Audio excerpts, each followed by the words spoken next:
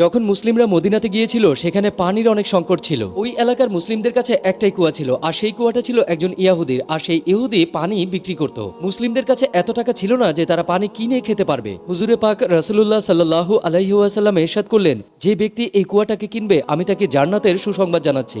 হযরত ওসমান রাদিয়াল্লাহু তাআলা আনহু সেই ইহুদির কাছে গেলেন আর তাকে বললেন, এই কুয়া তুমি আমাকে দিয়ে দাও। কিন্তু সেই ইহুদি কিছুতেই মানছিল না। তখন হযরত ওসমান রাদিয়াল্লাহু তাআলা আনহু বললেন, ঠিক আছে, তুমি আমার কাছ থেকে কিছু টাকা নিয়ে নাও, কিন্তু শর্ত থাকবে একদিন কুয়ার পানি তোমার আর অন্যদিন কুয়ার পানি আমার। ওই ব্যক্তিটা 12,000 দিনার নিয়ে এই প্রস্তাবে রাজি হয়ে যায়। প্রত্যেক দ্বিতীয় দিন যখন হযরত ওসমান রাদিয়াল্লাহু তাআলা আনহু সময় আসতো তখন তিনি মুসলিমদেরকে ফ্রিতে পানি পান করাতেন আর তাদেরকে বলতেন পরের দিনের জন্য পানি সংগ্রহ করে নাও। এতে এমন হতে থাকলো যে ওই ইহুদির কাছে আর কেউ পানি কিনতে যেত না। শেষমেশ আরো 23,000 দিনার নিয়ে ওই ইহুদি হযরত ওসমান রাদিয়াল্লাহু তাআলা আনহুর কাছে ওই পানির কুয়াটা বিক্রি করে যান। তিনি এভাবেই মুসলিমদের বিনা স্বার্থে সাহায্য করেছিলেন। সুবহানাল্লাহ।